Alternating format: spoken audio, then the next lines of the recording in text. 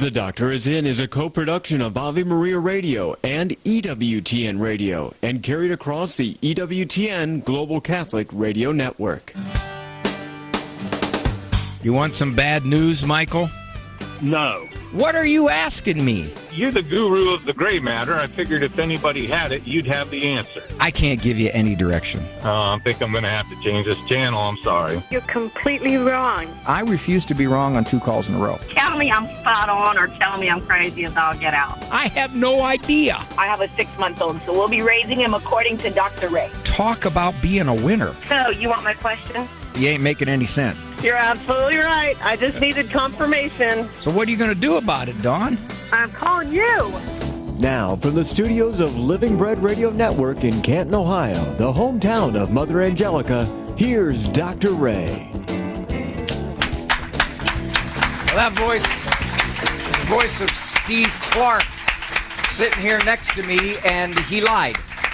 He lied. We're starting the show off deceptively. We are not in the studios at all of Living Red Radio. Where are we, Steve? We are aboard on Oasis of the Seas, currently heading to Jamaica. And there are 934 restaurants on this ship. And the thing about a cruise, now I realize this show right now is a digestive period. That's all it is. Because you eat, woke up this morning, 4 a.m. Yes, I'd like to remind you, we have the 4:30 a.m. pre-breakfast buffet. If you go to the pre-breakfast buffet, make sure it doesn't run into the 6 o'clock breakfast buffet. And then after that, take a nap. And then at 8 o'clock, we will be opening up all our... And I thought, it's this thing hits an iceberg. Well, then we'll stop eating it. We have the lifeboat buffet that is... when it comes back into port... It's sitting lower in the water. Did you notice that yesterday? We scraped bottom. We did. Oh, anyway. Anyway, if the only thing I want to say is if by some chance I start sounding like this, we're in trouble. Okay. Well, we're not going to do a live call-in for those of you at home. My standard radio listening audience is about 110 people throughout the country, about 110. We probably got 130, 140 in here. We just doubled it. So I'm feeling pretty full of myself. I really am. I just want to say something with you people, though. I mean, the Windjammer is open. What are you doing here? I was there yesterday, and we call it throwing out an anchor. I threw out an anchor at the Windjammer. And they have various ethnics all working from all over the world. And had one Asian guy. He came up to me, he goes, "You go now. You be here 4 hours. You eat more vegetable. You scare my wife." I went platinum at the Jammer.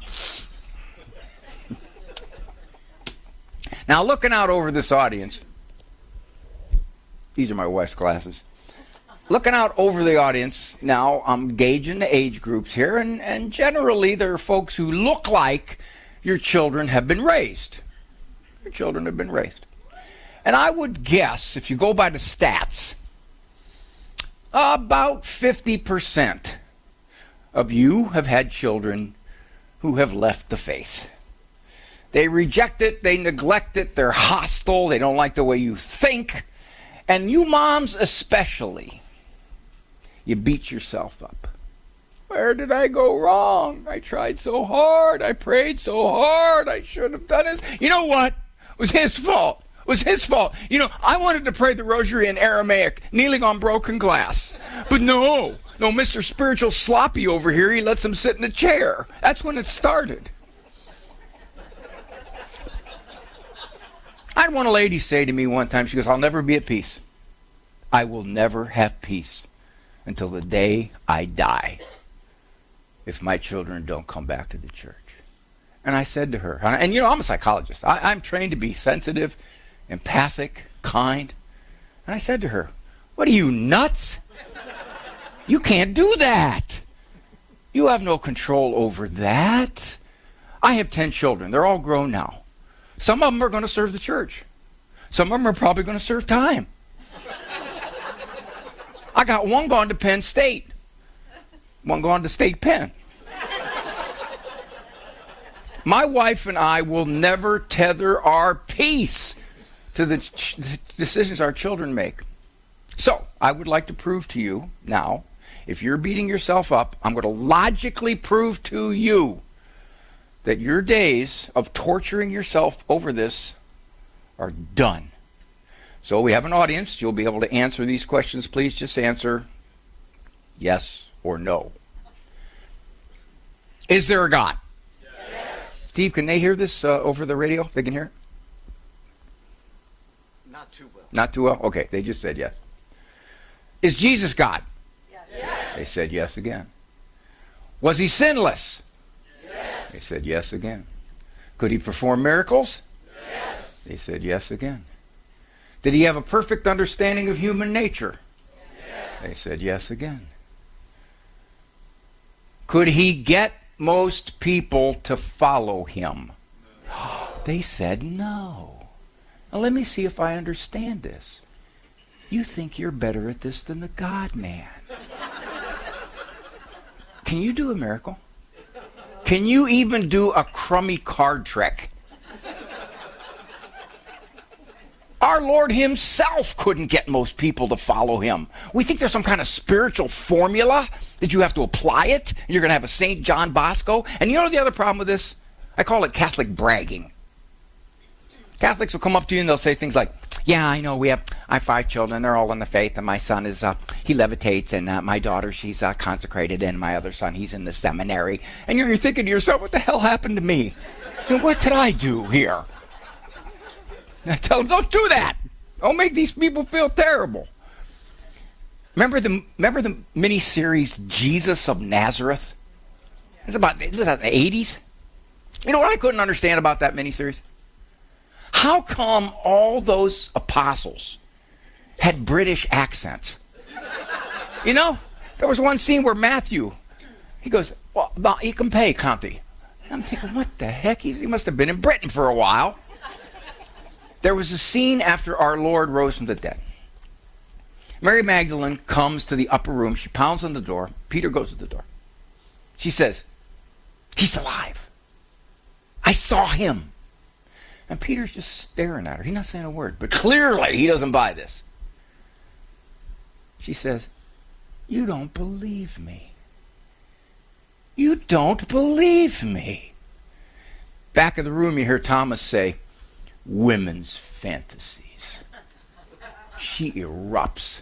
Women's fantasies? I saw him die. Where were you? She settled herself down. She said, he has told me to tell you, and I have done so. And she left. There's a lesson there for us. He told you to raise them the best you could, and you have done so. But Dr. Ray, I came to the faith later. I came to the faith. I wasn't in the faith like this now. I came later. The kids were teenagers, and all that time I lost. Be glad you came, for heaven's sake. I wrote a book way back. It's called You're a Better Parent Than You Think. First book. And in it, I talked about psychological correctness. Psychological correctness is destroying parents.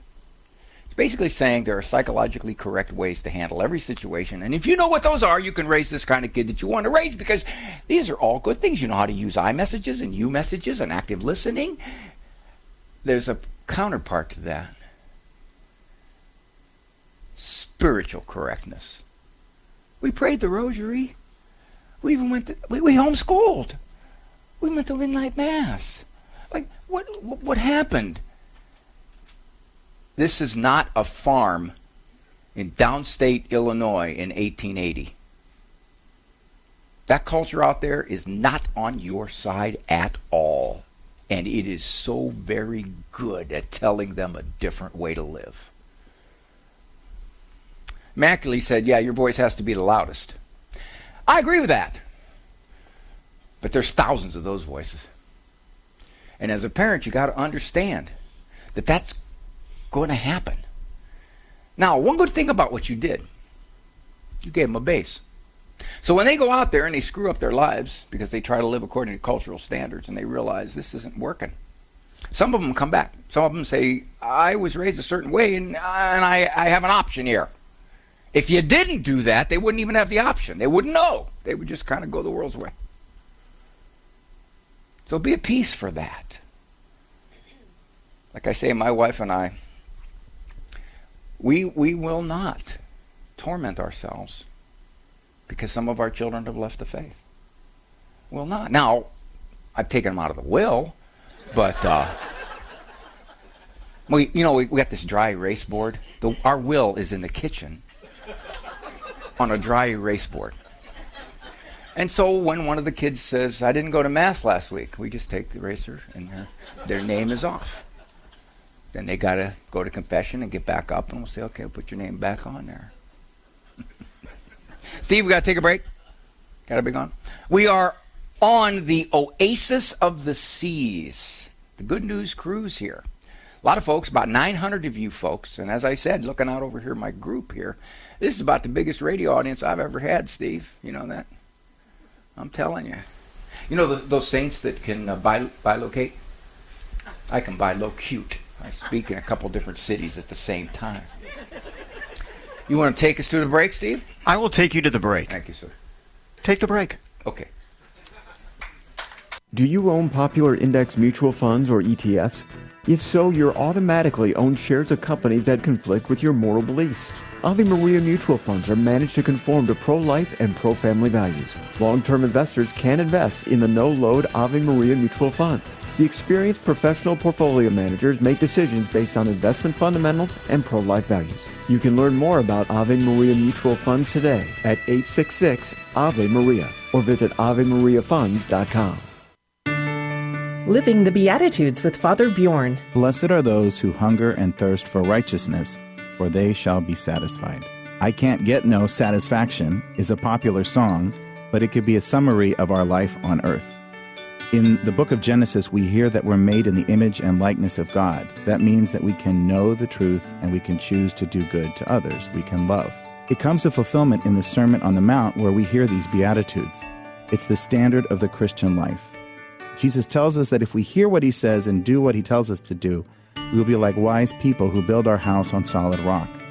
But we make progress towards happiness and blessedness by our actions, and it starts with our interior disposition, what we want to choose. Do you and I hunger and thirst for those things that will lead us to happiness and to God? Blessed are those who hunger and thirst for righteousness, for they shall be satisfied. For more about the Beatitudes, visit EWTNRC.com. Do you have a teenager at home who's full of potential? Too often the world is telling you to be content with mediocrity instead of raising respectful and responsible young adults with strong character. Hi, everybody. I'm Dr. Ray. If you need some help, not only to navigate those teen years, but to really enjoy them, check out my book, Standing Strong, Good Discipline Makes Great Teens, as well as my other books, on the store page at AveMariaRadio.net.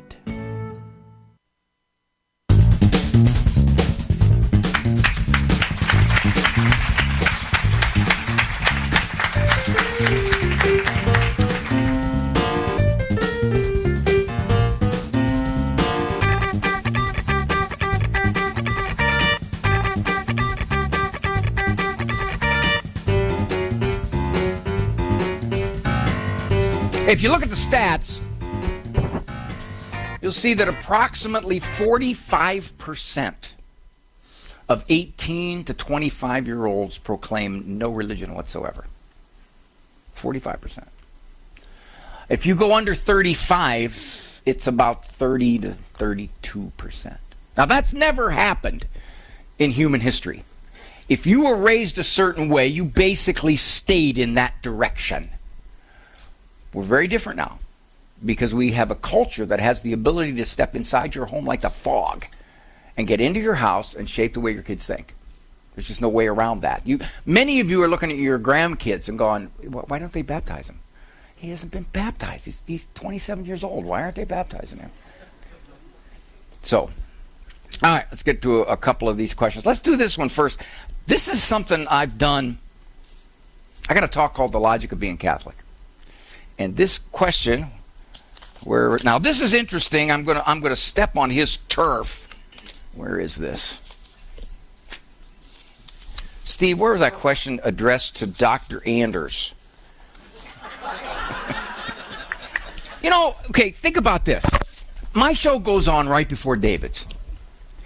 And it is kind of like gone from Wheel of Fortune to Jeopardy. I am the pre-introductory fluff for David. The guy's an encyclopedia. Somebody asks me a question, I go, that's a good one. I don't know that one. And then David can go on for 45 minutes. Okay, it says Dr. Anders. That's what it says. You know who you are that wrote this. Can you expound on the Catholic teaching of transubstantiation? That word, I think, was used to explain what we have believed goes on from the very first days of the church.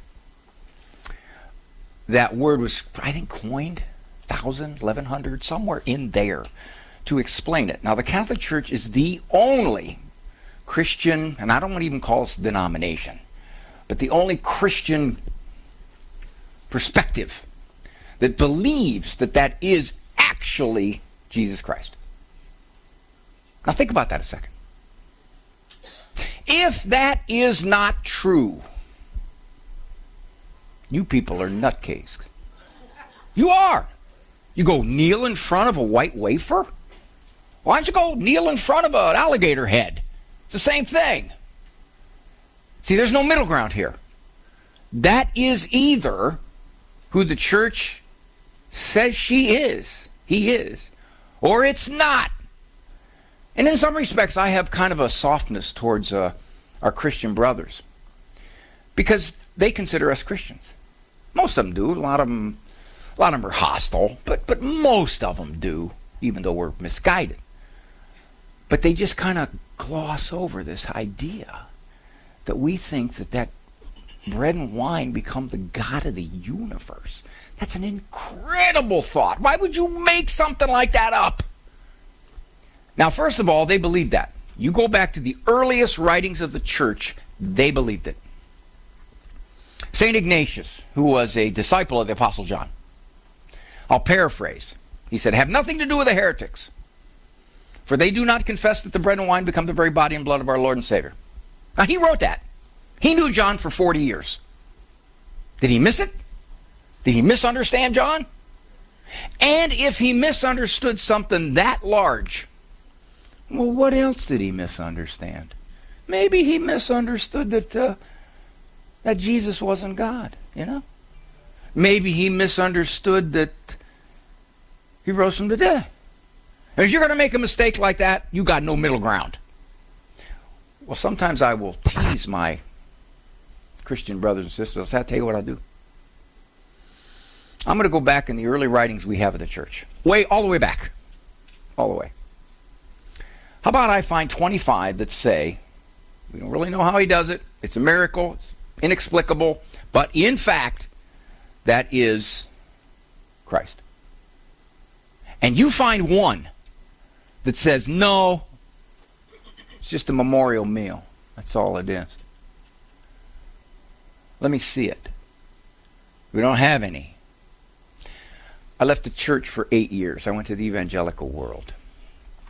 One of their arguments against Catholics was, how can you possibly believe, looking at that white wafer, that is the God of the universe? How can you possibly, can't you see? Don't you have senses? What is this, folks? It's a quarter. For those of you at home, I'm holding up a quarter. Steve, put that quarter right there on this table.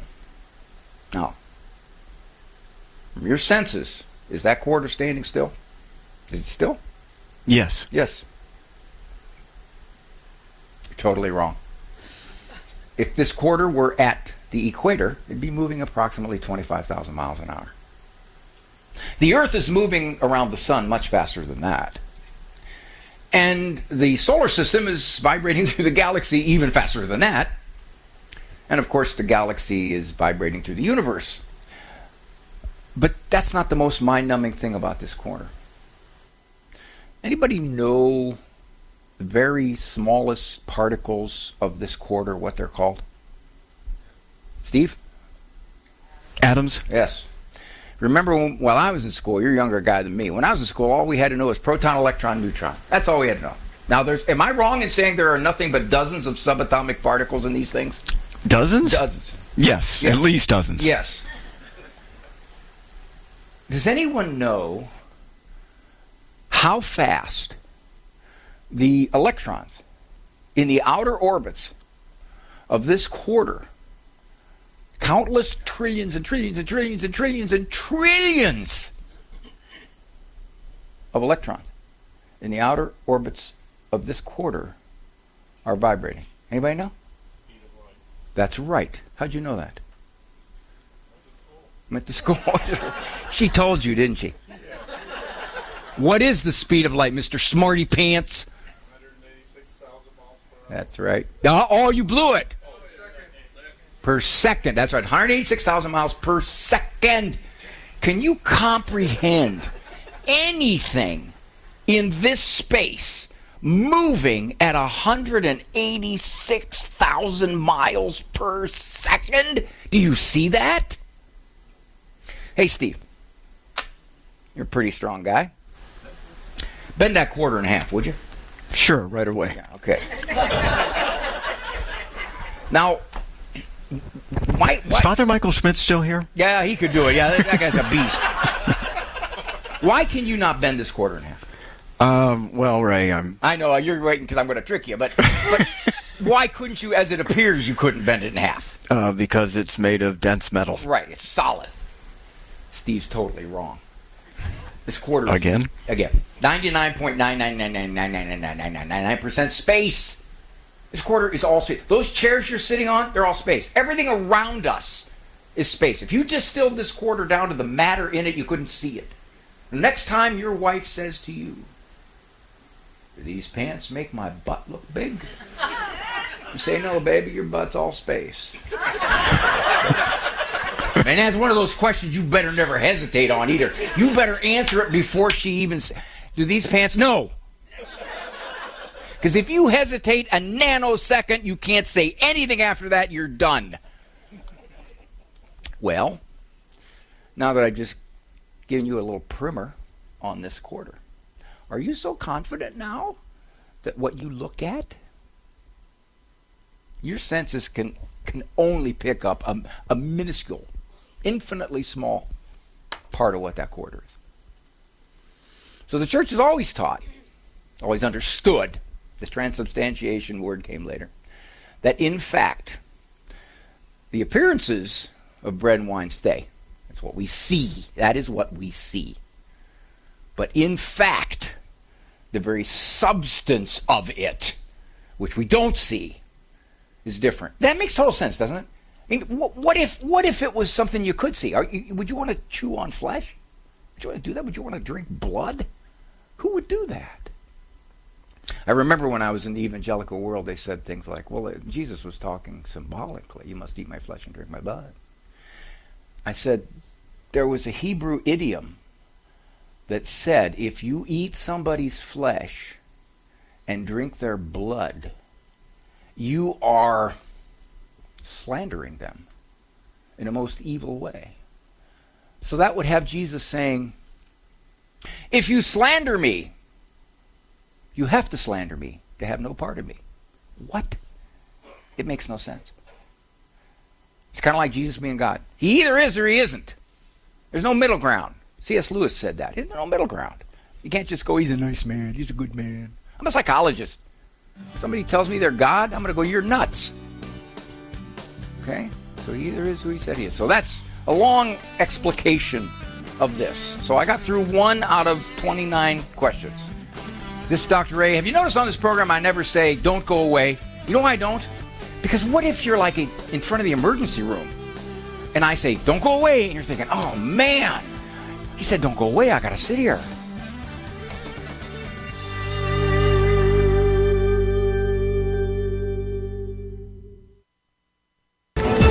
Catholic Connection with Teresa Tomeo.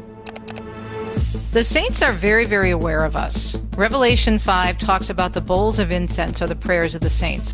We ask them for their intercession, and they love praying for us. St. Therese said, I'm going to spend my time in heaven doing good on earth. And the reason people are walking through this life of sainthood, they start as venerable, then move to blessed, and then move, God willing, to canonization, is because they're interceding. In other words, they're taking requests to Jesus on our behalf. The prayers of intercession to the saints result in miracles, confirmed miracles that are tested exhaustively. So the church is built on solid ground when it comes to the intercession of the saints. Catholic Connections, Teresa Tomeo. Weekdays, 9 a.m. Eastern on EWTN Radio. What are some of the common temptations against prayer? The Catechism claims that the most common yet hidden temptation is lack of faith, which is expressed not so much in a declaration of disbelief as our actual preferences. For instance, when we begin to pray, 1,000 labors or cares vie for priority. This is a moment of truth for our heart. What is our heart's true love? Do we call on the Lord just as a last resort? Or do we presumptuously call on him as an ally? In each case, the Catechism says we have not acquired the disposition of the humble heart, which remembers the Lord's words, apart from me, you can do nothing. A presumptuous heart may experience the temptation of acedia, defined as spiritual depression due to lax ascetical practice, decreasing vigilance, and carelessness of heart. As Jesus chastised his sleeping apostles in Gethsemane, the spirit is willing, but the flesh is weak. This is Peggy Stanton, and this has been the Order of Malta's Minute with the Catechism.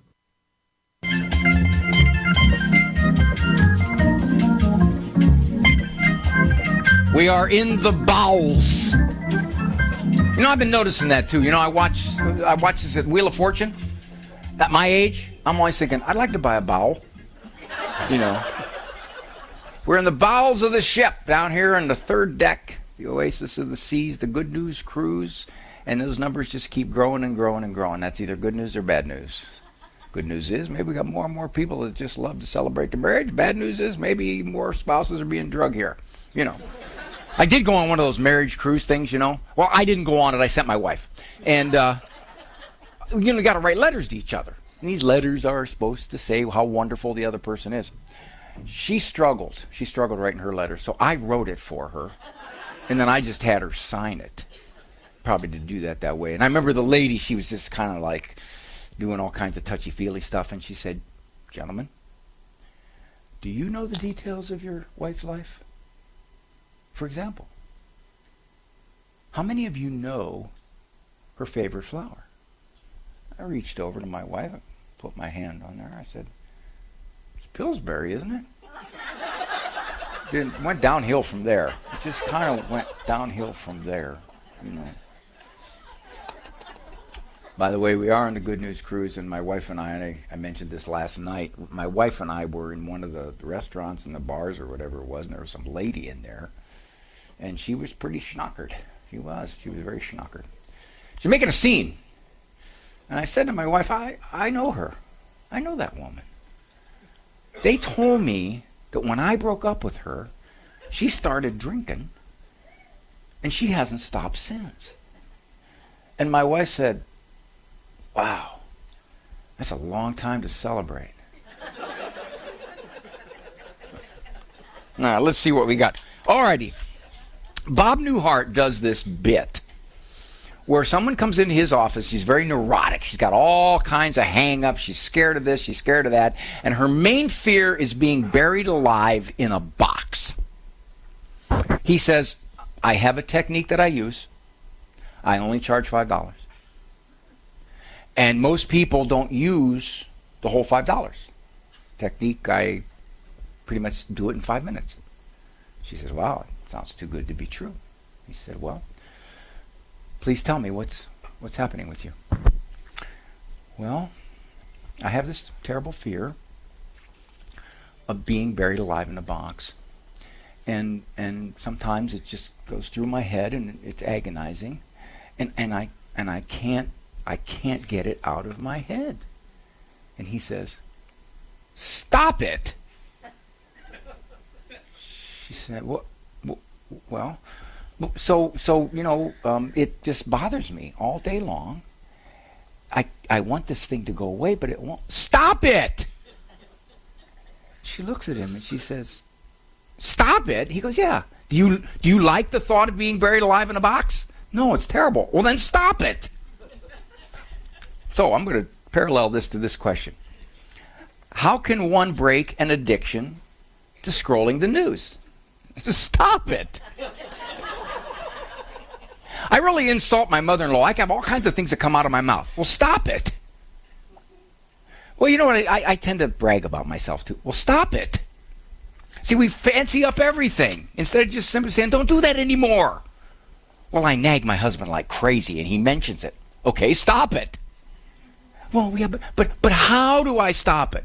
Well, there's no how. You just stop it.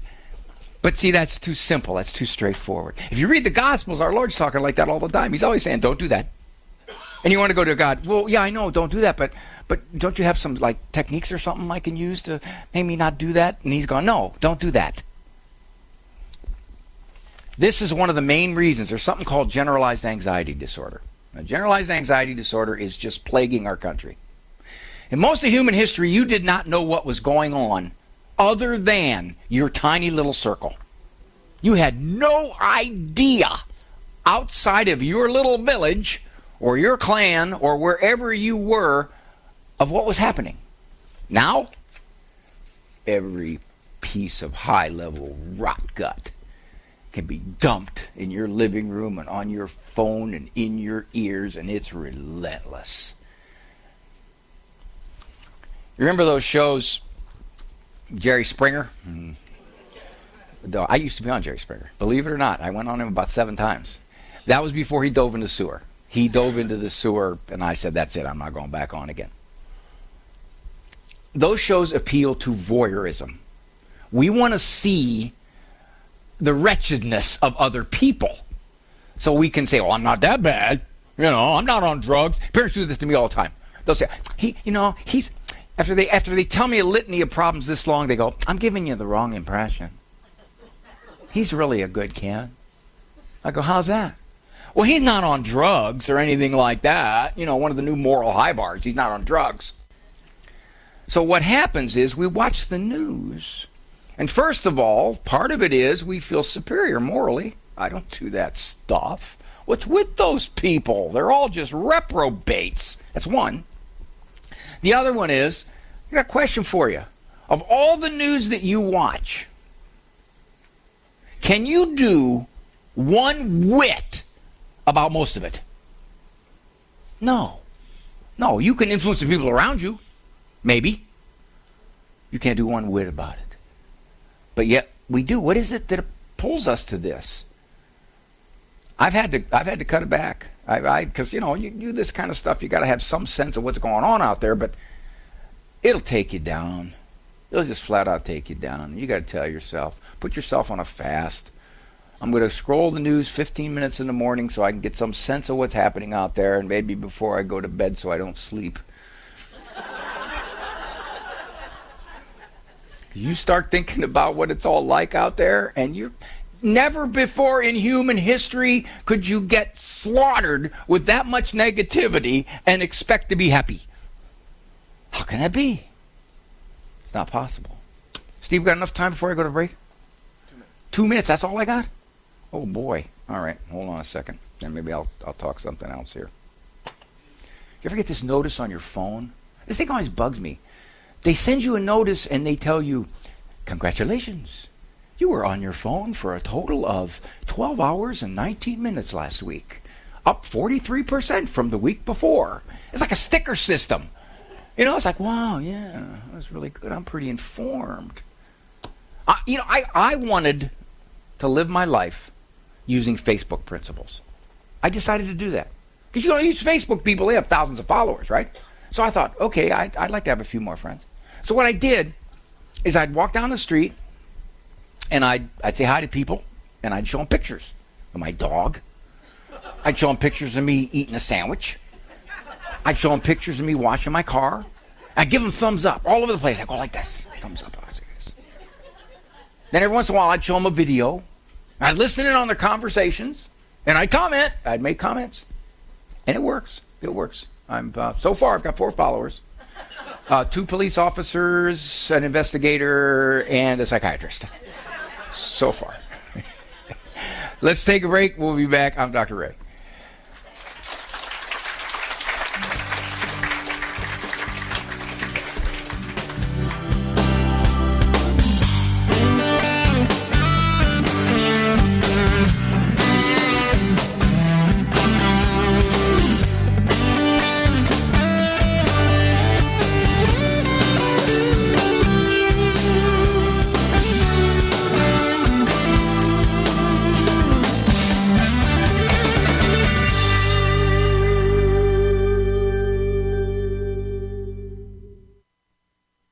Now, Catechism Wisdom with me, Dr. Ray Guarendi, and Father Larry Richards. Father Larry, church talks a lot about charity, right? Let me read to you something that the Catechism says, section 2447. The works of mercy are charitable actions by which we come to the aid of our neighbor in his spiritual and bodily necessities. Instructing, advising, consoling, comforting are spiritual works of mercy. My profession says that we need to have people meet our needs.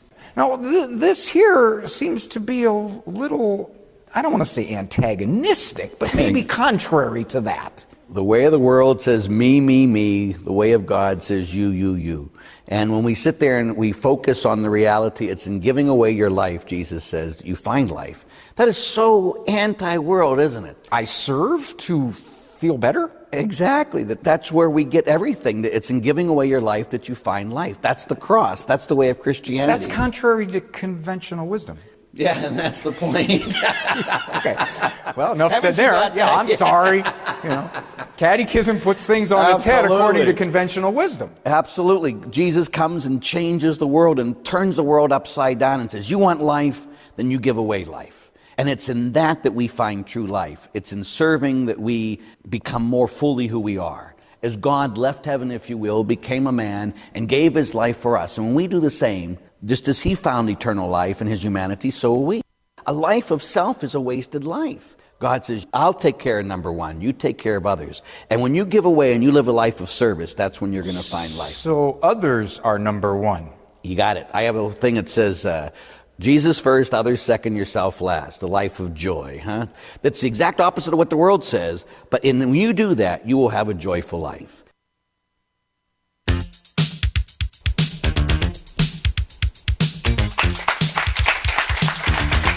Why do you people have to be told to clap?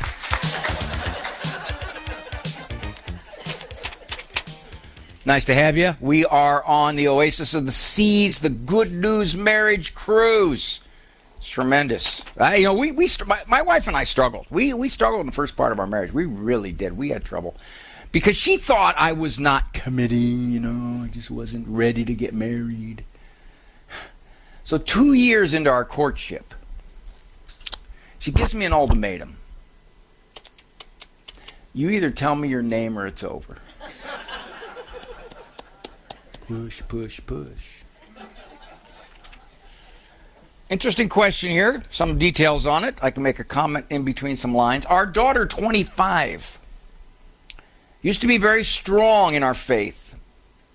But since she was about 14, she was diagnosed with schizophrenia. And there's a question mark over schizophrenia. I don't know if that's because they were questioning their spelling or where did that diagnosis come from. But it is not as common to get diagnosed with schizophrenia, which is a serious psychotic illness. And that's an old term. Eventually, they're probably going to get rid of it. Probably be better called idiopathic psychosis. Because it's a neurochemical problem in the brain. Something is wrong. It's either structural or chemical. This is not psychological. This is a brain that ain't working. A lot of times you see in the news, what would prompt him to do that? Here's a person who was just very much a pillar of the community, and all of a sudden he goes and does this.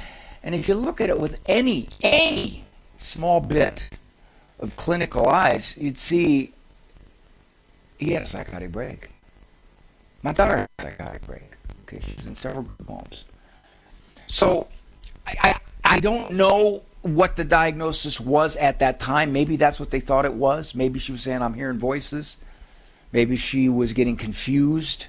Maybe she was feeling paranoid. I don't know what it was. But at age 14, it's much less common to get diagnosed a mental disorder like schizophrenia than when you're 19, 20, 25. That's when the most often the diagnosis is.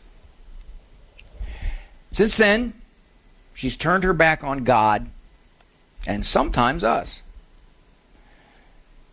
She doesn't understand how a God could exist and allow her to endure such pain and suffering.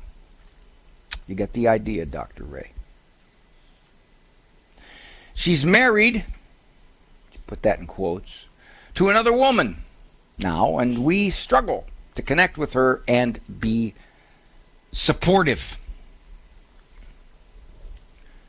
One of the things people struggle with a lot is that when you love somebody who is, in your opinion, living a completely immoral life with no desire whatsoever to change, none. And if you're kind to them and you love them, your daughter's living with her boyfriend, you're going to be nice to him or not. You think if you're kind and loving to them that somehow that means you're condoning it. You're not condoning it. You're not condoning it at all. You're saying, I'm going to show you I love you, I care for you. But they know how you stand, especially if you raised them. You know, they raised this girl for 20 years. She knows how they stand in a relationship that she's chosen. She knows that. So they could be very kind, very open, not open in the sense of I accept what you're doing, but open to the person. Without saying, I'm giving you a message that says it's all fine by me. You're not doing that. They use the word supportive. Well, you're not being supportive. You're essentially just simply treating her as your daughter, and for the most part, you probably avoid the topic areas that would set her off and set you off. You know that. I've got a gay son. For the most part, we don't really talk about what he chooses to do with his life away from us. He lives in another state. He knows where we're at. And you know what's interesting too, though? This is what Christians get accused of. Do you ever notice it? You're so judgmental. And you think to yourself, I have not said a word. I have not in any way talked judgmentally toward you. Why do they think that? You know why they think that? Very simple. I know how you think. And I don't like the way you think. It's exactly what it is. Some people are just judgmental. I can tell by looking at them. I was waiting. You see that, Steve? It took a little while for that one to sink in, didn't it? Well, you were talking very serious. I know. It was like a joke grenade. I just kind of threw it out there and waited about 10 seconds for it to go. And yeah, when you have strong moral opinions, it's automatic you're going to be judgmental. In other people's eyes. You may not say a word, but they're going to look at you, and I know the way you look at this. So therefore, how can it be that you're not judging me? Huh? Mm-hmm. When we had the little kids, my wife came to me and she said, Ray, I think let's play down Santa Claus and let's just focus on our Lord's birthday. Let's play down Santa Claus. We'll just talk about this is Christ's birthday, and we'll tell him about the Santa Claus story. I said, okay. I got interviewed by a newspaper. They were asking me some question about some other topic. I don't know how it came up, but I said something to the effect of, well, we really don't do Santa Claus. That was it. That was it. You should have seen the rest of the article. So he's telling us we're wrong.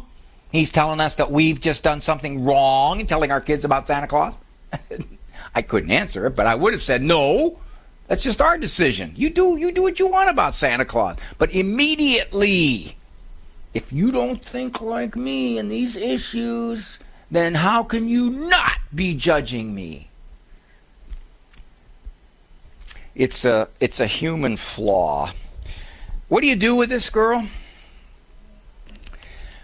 You have a relationship with her. You do. You don't bring it up. You don't talk about it. You can ask her questions. How's it gone for you with your partner? You can find out what's in her head. Why do you think, if there is a God, why do you think he would do this to you? I don't know. But I can't believe in a God who would give me this kind of emotional torment. Think there's any other reason? Do you think that sometimes stuff just happens? And then God is there to kind of help you deal with what happens? See, this is the age-old question. How can a loving God allow people to suffer? And you know the answer? I best come up with that. I don't know everything. I have no idea how God is going to make it even. All I see is this little sliver we call life here. That's all I know. And for me to say, well, I can't see how any of this makes any sense. Yeah, well, this is nothing. What happens after? He's obviously got a whole lot of ways to make this fair that I know nothing about. For me, that's the best answer. And you know, it's interesting. Do you remember that tsunami? Was it in India that killed how many? 200,000, 100,000? It's horrible. I submit that tragedy caused less people to doubt God than a personal tragedy would happen to me. If, for example, I was diagnosed with something, I'm more likely to question a loving God than looking at that, seeing 200,000 people die, and say, how could a loving God let 200,000 people like that die? I'm much more likely right here. It happened to me. I don't deserve that. What about all those other people? All of you got all kinds of folks in your life that are suffering like crazy. You know it. These poor folks, they've been clobbered with stuff. I hear it. They come in. I kind of just sit there. And, I have to divorce as soon as I walk out of that office. I can't think about them anymore. It's terrible.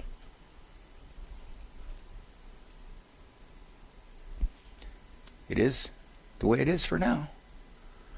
All righty. Now we do. Oh, was that giving me time there, Steve? All the way to. You can do whatever you want. That's 1:51, right? Yeah, you can do whatever you want. Don't I get another break? Yes. I would say so. Do you deserve a break? I only had 3. You can take it at any time you want. We only got about 4 minutes left of this show. So if you would like to stick around, we will pre-record another show. I call it E-Person Monday. I don't say email. That's very gender insensitive. I had a lady write me a letter once, and she said, it's not the right mail. You're spelling it M-A-I-L, not M-A-L-E. I said, don't you understand? I am so sensitive that even if it sounds the same, I'm not going to say it. E-person. And I can't even use person because it's got son in it. So one of these times, I'm going to have to even change my syllable. Have you noticed the word that's big now? Pay attention. Perfect. How do you spell your name? Oh, that's Celino, C-E-L-L-I-N-O. Perfect. Do you notice that? You know what I say when they say that? I go, well, thank you. Thank you. I can spell my name perfectly. Pay attention. It's everywhere. I'm Dr. Ray. Perfect show. When your children consider going to college, where are you going to find a place that will prepare them for the future and build on the foundation that you've laid? The answer? Ave Maria University.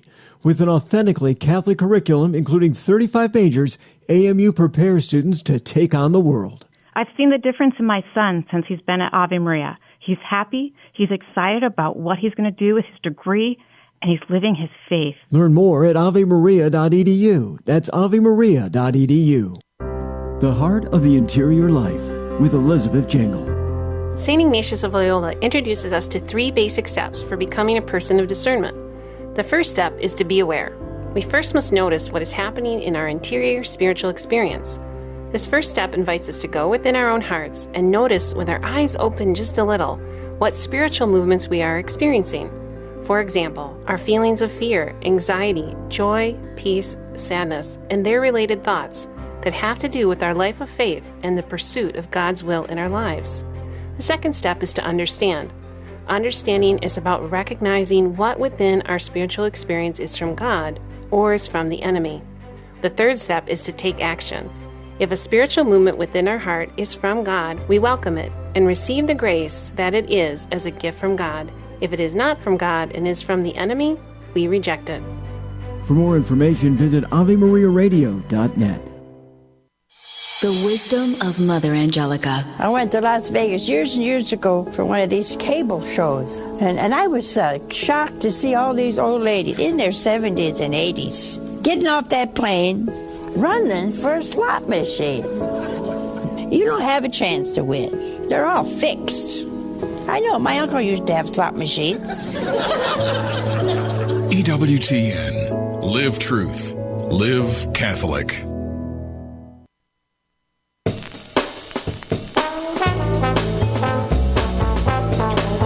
Here on the Good News Cruise, the Oasis of the Seas, and I'm noticing some people starting to leave at the end of this program. And I don't know, in most places they leave because they got to go to the bathroom. Not here. They're leaving because they haven't eaten in 50 minutes. They don't want. This is from, it says a loving mom. So she's kind of making sure I know this is a loving mom. How can I support my, and then she has in parentheses, very adult son. How old is he? He's 53. Very adult and only son. But set him up to move out of the house eventually. Well, I don't know if you have to set him up. It comes down to, do you think he's being cooperative? You got to ask yourself one question. In all of my love, am I hurting him? Am I helping him or am I hurting him? Now people will say, but what would he do? Where would he go? I don't know if he'll crash and burn. I don't know if he'll get into drugs. I don't know if he'll go live with his girlfriend. I don't know what's going on. If I do that, I could live with myself. Wait a minute. You have to decide. Now, the parents will say to me, he's uncooperative. He's unpleasant. He's nasty. But my heart won't let me ask him to leave. And then what I say to them is, well, then shut up. Quit nagging him. Quit telling him what to do. Quit trying to find him a job. Don't. Because he doesn't want to hear it at all. And all you're doing is poking the bear. You've said, I have no option. My option, which would have him leave, is not there. That's not an option. You can't walk away from the deal. Okay. Now, what you got to do is quit provoking him. Because you know provoking him is giving him any kind of advice. Any kind of guidance.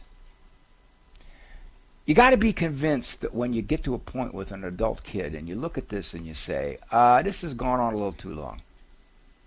You got to be convinced, I'm going to have to take this step and I don't know where it's going to go. But here's what usually happens, and this will help you take the step. Almost always, when a parent says, I can't do that yet. My son's 23, a number of jobs. I can't do that yet. He's not pleasant to live with, but I can't do that yet. Almost always, within the next few years, they're so mad and they're so hostile at the way they've been treated and how long this has gone on, they kick him out, and by that time when they kick him out, there's hostility. I can't stand the kid. Get out of here. That's what happens. You don't want to get to that point. You want to do it when you have at least a calm resolve about you that says, I think this is the best thing to do. I had to have 2 of my children leave the house. One of them lived in his car. Yeah. Other one was in a homeless shelter. How's that? Now, I have a loving relationship with both of them now. They're older now, 29, 35. But I had to do it. Because I knew if I let this go on like this, this was only going to get worse. Because once they get to a certain age, it's like, don't tell me. I'm an adult. I can do what I want. Well, yeah, but not in my house. So this is a tough decision. This is one of the big ones. And if you look at the stats, more and more kids as young adults are living at home. Now, my one son lived at home till 26. But he was going to college. 5 seconds? I'm not done. There's the music. He was going to college. He was pleasant. He was a kind young man. And he was heading in the right direction. So I said, Andrew, when you graduate... Dr. Ray's presentations, books, and CDs, visit drray.com and follow him on Facebook and Instagram. The Doctor Is In is a co-production of Ave Maria Radio and EWTN Radio and carried across the EWTN Global Catholic Radio Network.